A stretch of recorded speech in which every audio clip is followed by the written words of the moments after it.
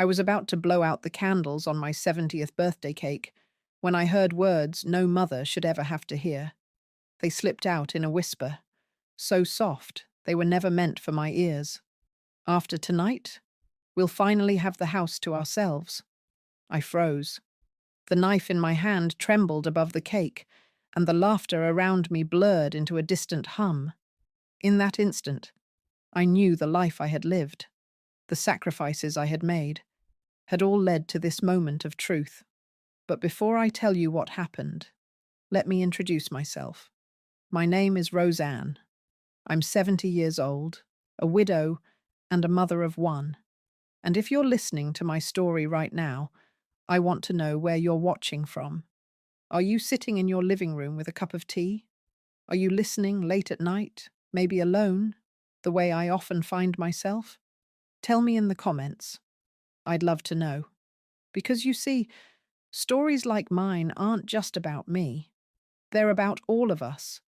Women who've lived long enough to see joy, pain, loyalty, and betrayal woven together in ways we could never have imagined. Now let me take you back a little. I live in the same house my husband and I bought nearly 50 years ago. It's not a grand house by anyone's standards, but it's the kind of place that remembers everything. The floorboards creak where my son used to run as a little boy. The garden still blooms with the roses my husband planted before he passed. And every corner carries a memory, both sweet and heavy. I never remarried after my husband died. Some people told me I should, but I couldn't. My world became about raising my son, Daniel. He was only 12 when his father passed, and I promised myself I'd do whatever it took to see him grow into a man who could stand tall on his own. So I worked. Long hours, odd jobs, whatever I could find. My hands grew stiff, my back ached, but I never complained. Every penny went to keeping Daniel fed, clothed, and educated. And when he graduated college, I remember thinking, it was worth it. Every sacrifice was worth it. Now, 70 years on this earth leaves a person with plenty of memories. Some of them shine bright, like when Daniel would bring me flowers from the yard as a little boy. Others, others weigh heavy, like the long nights when I cried myself to sleep, too exhausted to keep going, yet knowing I had no choice. And still, through it all, I held on to this home, because it was our anchor. It was the one place Daniel could always come back to. That's why, when my birthday came around, I was filled with hope. The house was warm, with relatives, neighbors, and the faint smell of candles waiting to be lit. My son and his wife, Laura, had organized the evening, or so it seemed. I watched Daniel, now a grown man, helping set the plates, while Laura moved briskly through the kitchen, her smile polished but distant. I told myself not to overthink it. Families change, marriages bring new dynamics, and sometimes warmth turns into routine. But I still expected that tonight, on my 70th birthday, there would be a little tenderness, a little recognition of the years I had poured into building this life. The moment came when everyone gathered around the table. The cake was set in front of me. Chocolate, my favorite, though I had told no one. I leaned in, ready to blow out the candles, when I heard it. A whisper. Daniel's voice so close I almost thought I had imagined it. After tonight, we'll finally have the house to ourselves. At first I thought maybe he meant the guests. Perhaps he was simply tired, eager for the house to be quiet again. But then I saw the look in Laura's eyes. She nodded, satisfied, as though something had been settled. That's when my hand froze. The knife hovered over the cake, the wax dripping from the candles. But I couldn't move. A chill swept over me, deeper than the arthritis in my bones, sharper than any pain I had known. They thought I wouldn't hear. They thought my age had dulled my senses. But in that moment, I heard them clearly, and I understood. I smiled, steadying my hand, and blew out the candles while everyone clapped. Yet inside, something had shifted. My birthday had become more than a celebration. It had become a turning point, because they didn't know what I had already prepared for them. The applause faded, and I cut the cake with hands steadier than I felt. Plates passed around, forks clinked, and laughter filled the dining room. But inside me, something had gone terribly still. That whisper wouldn't leave my ears. After tonight, we'll finally have the house to ourselves. It replayed over and over, each time cutting a little deeper. At first, I told myself I had misheard. Surely Daniel couldn't have meant it the way it sounded. Surely he hadn't been waiting for me to step aside. Or worse. But then Laura leaned close to him, her hand brushing his, and she gave him that look. A look I'd seen too many times in my life. Partnership, secrecy, something shared that excluded me. My stomach turned. I forced myself to smile as I handed out slices of cake. My niece asked if I'd made my wish when I blew out the candles. I told her I had. But the truth was, my only wish at that moment was clarity. Clarity about whether my son, my only child, had truly just wished me gone. After the cake, conversations broke off into smaller clusters. The younger ones gathered in the living room, laughing at some story on the television. The older women sat at the dining table, sipping tea. I stayed standing for a while, watching Daniel. He avoided my gaze, busying himself with the empty plates. Laura, however, didn't bother. Her eyes flicked toward me once, sharp, calculating, then moved away. I walked into the kitchen, needing air. And sure enough, a moment later, Laura followed, carrying 2 plates. She smiled politely. "Lovely party," she said, but her tone was flat, almost rehearsed. I looked at her, my voice calm. "Do you feel at home here, Laura?" She blinked, surprised. "Of course," she replied quickly, a little too quickly. "Why wouldn't I?" I smiled faintly, though my chest tightened. I just wonder sometimes. This house carries so much history. Not everyone is comfortable with that. Her lips curved into a polite smile, but her eyes hardened. "Well, Daniel and I are making our own history now. You know how it is."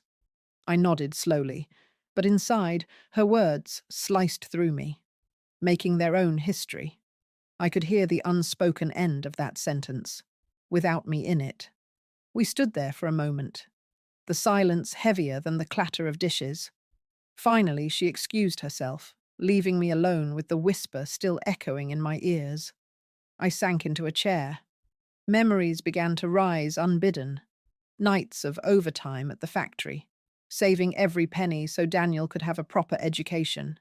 Meals I skipped so he never went hungry. I had given my youth, my strength, my entire heart to that boy. And now, at 70, was I nothing more than a burden in his eyes? But beneath the ache of betrayal, something else began to stir. A quiet strength. A realization.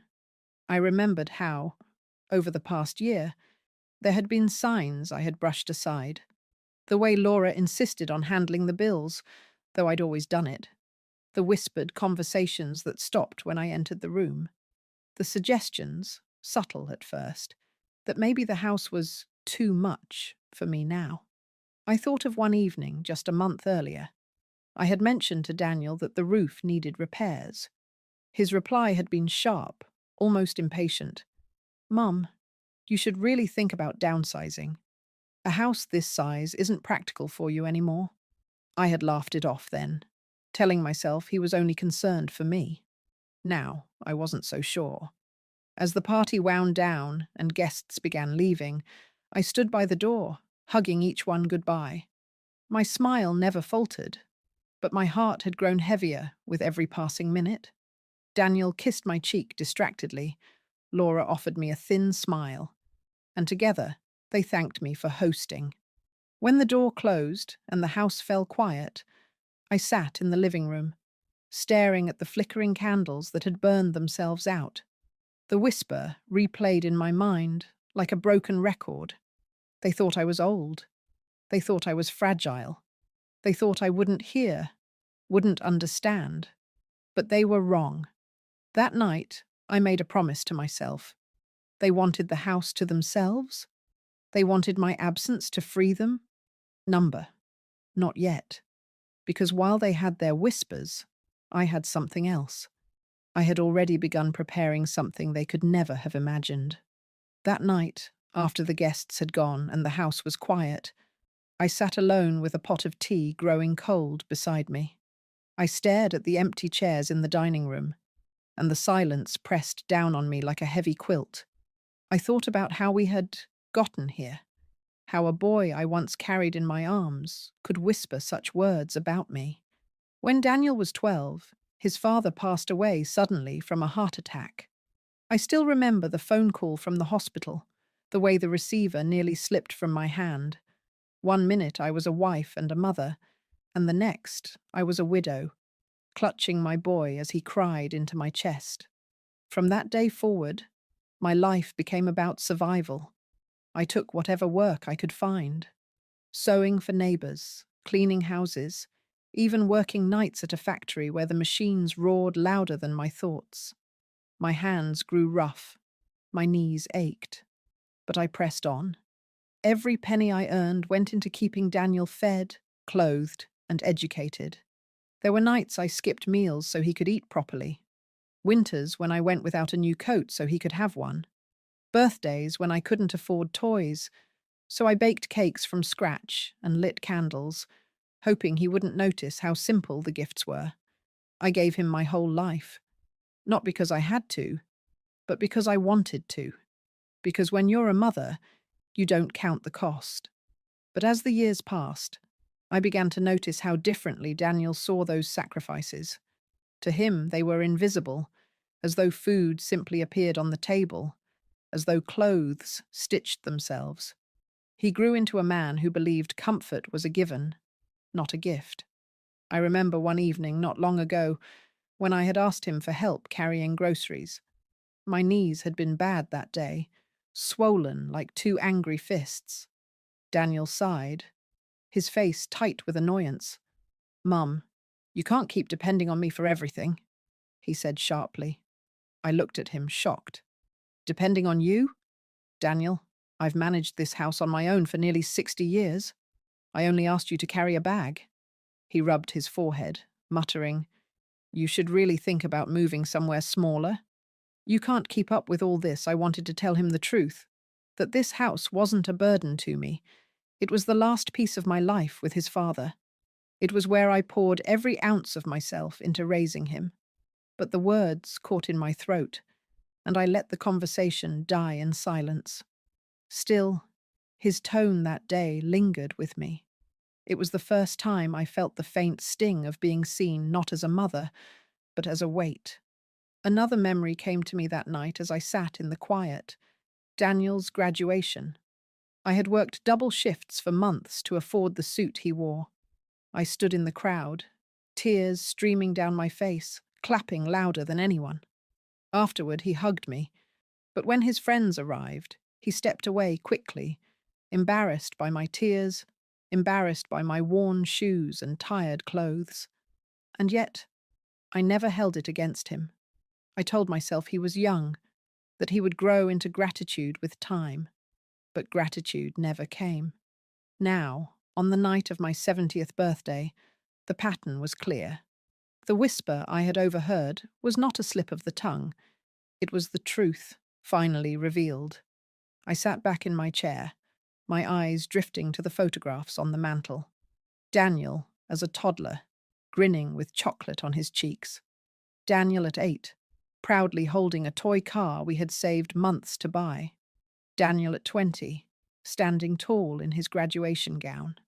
I traced each frame with my eyes, remembering the love I had poured into those moments.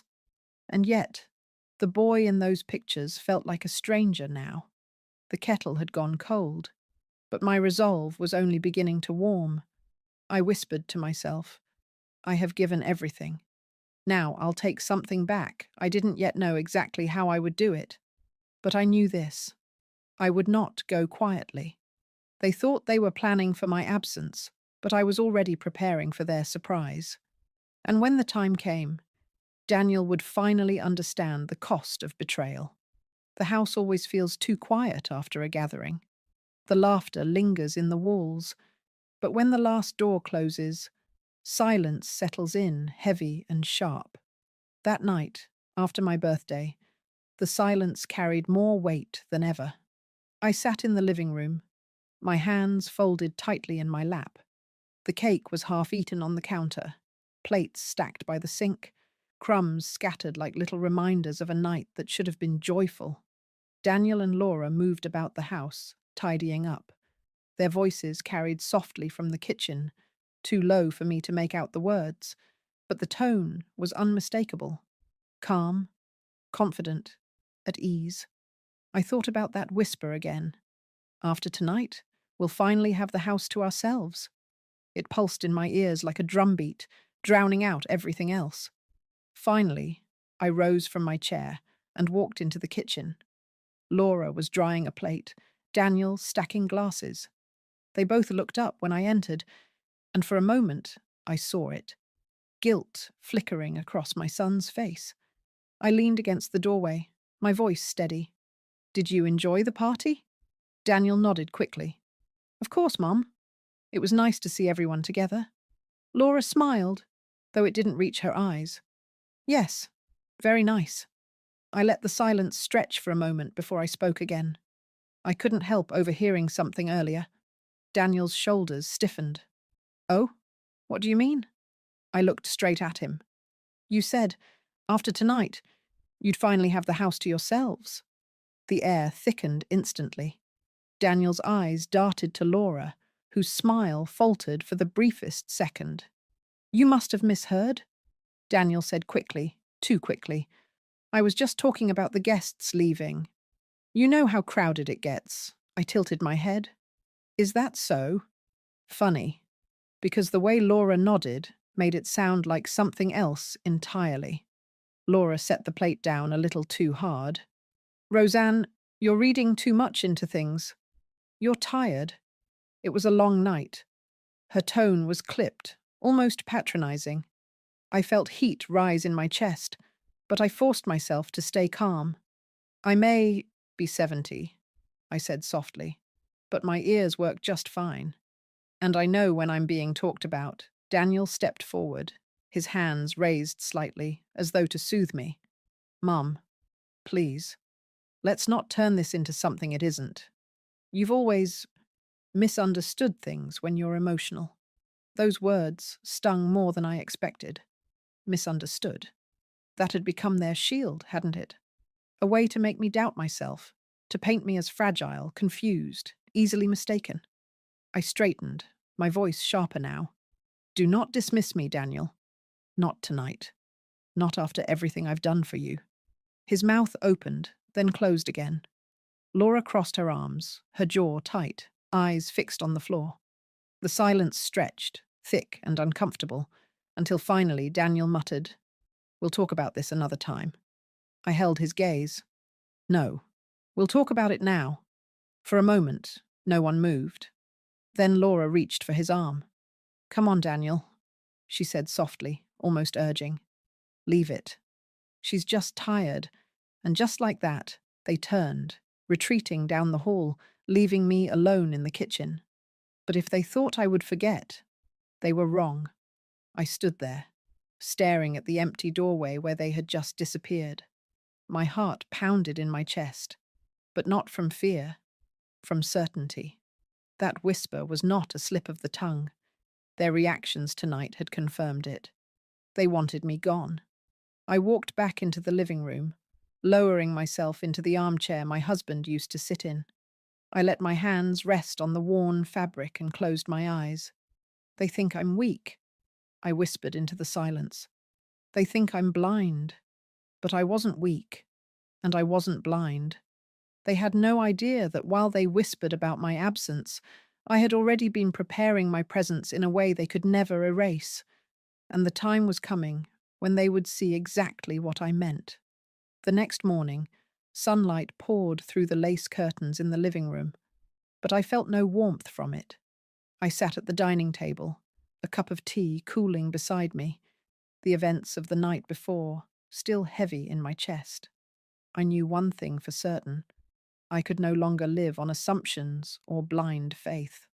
My son's words, and the look in Laura's eyes, had confirmed a truth I could no longer ignore. If they were planning for my absence, I had to prepare for it too. Only in my case, my preparation wouldn't leave me erased.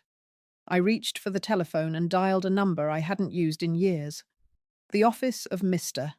Whitaker, our family lawyer. He had handled my husband's affairs after his passing and had always treated me with respect, even when I walked into his office with trembling hands and little money. Mrs. Price. He greeted warmly when he answered. It's been some time. What can I do for you? I need to talk about my will, I told him, my voice firm. There was a pause on the other end, then a gentle reply. Of course. Why don't you come in this week? 2 days later, I found myself sitting in his office, the smell of leather and paper filling the air. I explained everything, my house, my modest savings, the small jewelry box of heirlooms that had belonged to my mother, and then I told him who I wanted it all to go to. Not Daniel, not Laura. Instead, I named my niece, Emily, a young woman who had always been kind to me, who visited without being asked, who never treated me like a burden. And the rest, I instructed, would go to a local charity for widows. Women who, like me, had carried the weight of loss and kept moving forward. Mr. Whitaker looked at me carefully, his pen hovering over the paper. Are you sure about this, Roseanne? These are big decisions, I nodded. I've never been more sure of anything in my life. My son already has what he wants. His life, his wife, his future. But respect? Gratitude? That he doesn't have. And I will not reward betrayal with inheritance. He wrote everything down, his expression sober. Then we'll make it official. Walking out of that office, I felt lighter than I had in years. For the first time in a long while, I wasn't reacting to life. I was shaping it. But Daniel must have sensed something, because that evening, as I folded laundry in the living room, he appeared in the doorway. Mum? He said casually, leaning against the frame. Laura and I were talking. Have you thought about your future? You know, like what you want to do if the house gets too much for you. I looked up from the neatly folded towels, meeting his eyes. Funny you should ask. I've been giving it some thought. His face brightened, eager. Really? And? I let a small smile play on my lips. And I have it handled. His brow furrowed. Handled how? Just handled, I replied, returning my gaze to the laundry. You don't need to worry. For the first time, I saw unease in his eyes. He opened his mouth to press further, but I cut him off gently. Daniel, there are things a mother doesn't have to explain to her child. Trust me when I say, I know what I'm doing.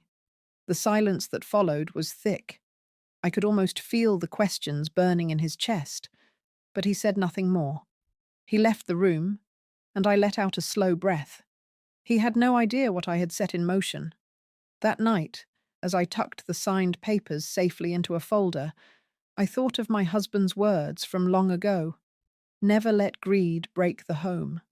Greed had already cracked it, but I was determined it would not shatter me, because while they whispered in corners, I was preparing in plain sight. And soon, they would learn that this house, and the woman who built it, were not so easily discarded. It was a week after my birthday when I decided the time had come. The days leading up to it had been quiet, almost too quiet. Daniel and Laura tiptoed around me with polite smiles, as though nothing had happened. But I could feel the tension humming beneath the surface, like a kettle about to whistle. They thought they were clever, hiding their impatience, waiting for me to fade into the background. But I had grown tired of whispers. Tonight, there would be no whispers, only truth. I invited them into the living room after supper. The fire crackled low in the hearth, shadows dancing on the walls. On the coffee table, I had placed a stack of papers neatly inside a folder. I sat in my husband's old armchair. the one that gave me a kind of strength, while they settled across from me on the couch. Daniel looked uneasy, his knee bouncing slightly. Laura, on the other hand, wore that same polished smile, as though she were already in control. I folded my hands in my lap. "We need to talk." Daniel exhaled. "Mom, if this is about the other night—" "It is," I cut in sharply. "And I will not be silenced this time." His mouth snapped shut. I leaned forward, my voice calm but firm. "I heard what you said, Daniel. Clear as day. After tonight, we'll finally have the house to ourselves. Those were your words." Daniel paled. "Mom, Laura jumped in quickly. "She's twisting it, Daniel. You were talking about the guests." I turned to her, my eyes steady. "Do not insult me, Laura. I know what I heard. And I saw your face when you nodded. That was no talk of guests. That was talk of me." Laura's lips thinned, but she said nothing. I let the silence stretch before I reached for the folder on the table. "You see, what you didn't know is that I've been making preparations of my own." Daniel frowned. "Preparations?" I opened the folder, sliding the papers toward them. "My will." The word seemed to hang in the air, heavy and cold. Daniel picked up the first page, his eyes scanning it. Slowly, his expression shifted from confusion to shock.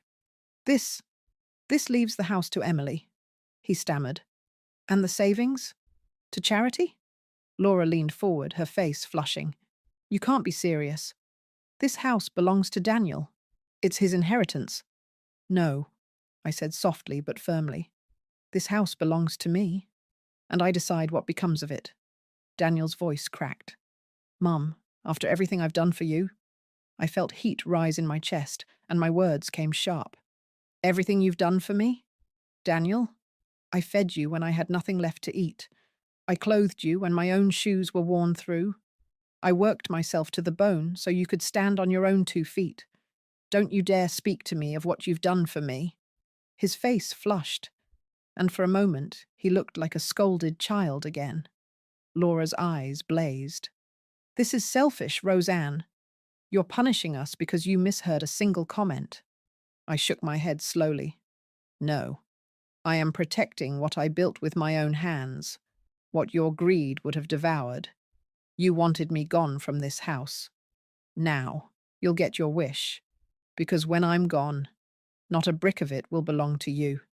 The fire crackled louder, filling the silence. Daniel's hands trembled as he set the papers down. "Mom," he whispered, his voice breaking. "Please, don't do this." I looked at him, and for the first time in years, I didn't see my son. I saw a man who had betrayed the very woman who gave him everything. My voice was steady as I spoke the final words. "You wanted freedom from me. Now you'll have it. But not in the way you imagined." The room fell silent. Daniel stared at the floor. Laura's jaw clenched, her eyes flashing with fury. But I felt a calmness settle over me, stronger than any storm they could muster. For the first time in a long time, I had taken back control of my life. The night after I showed them the papers, the house was the quietest it had ever been.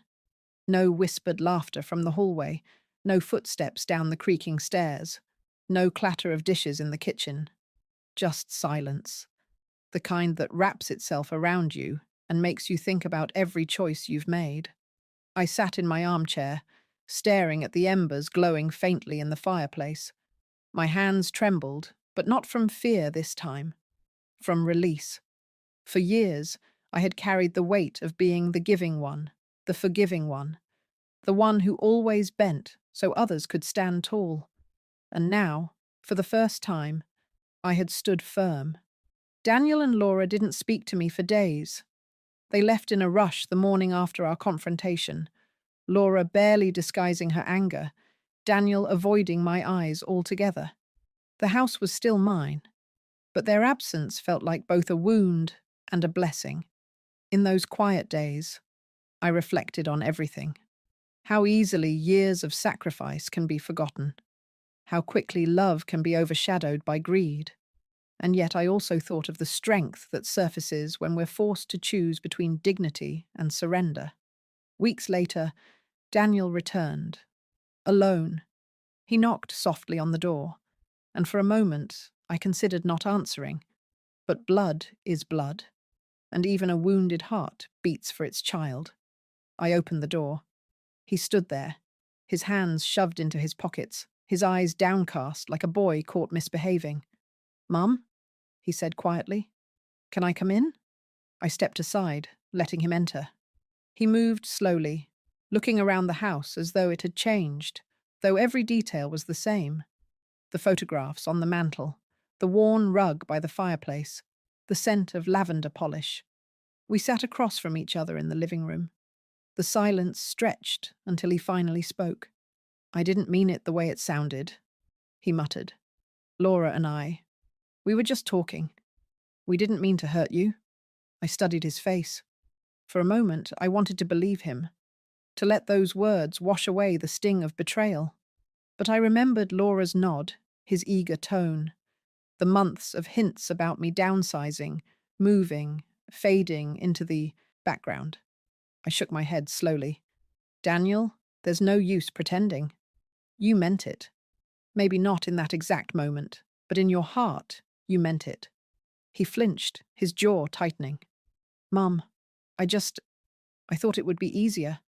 For everyone, for you," I corrected gently. "Not for me." His eyes glistened, but he said nothing. I leaned forward, my voice firm but calm. "A mother forgives, Daniel. I have forgiven you more times than I can count. But a mother also remembers. And betrayal like this, it doesn't disappear with a few soft words." He dropped his gaze to the floor, his shoulders slumping. "I'm still your mother," I continued. "I will always love you. But love does not mean surrender. And I will not surrender the life I built, the dignity I earned, or the respect I deserve." The words hung between us, heavy but necessary. For the first time, I saw understanding flicker in his eyes. Not full acceptance, not remorse deep enough to undo what had been done, but understanding. When he left that evening, the house was quiet again, but the silence no longer felt heavy. It felt peaceful. I sat by the fire, watching the flames dance, and thought about the women who might one day hear my story.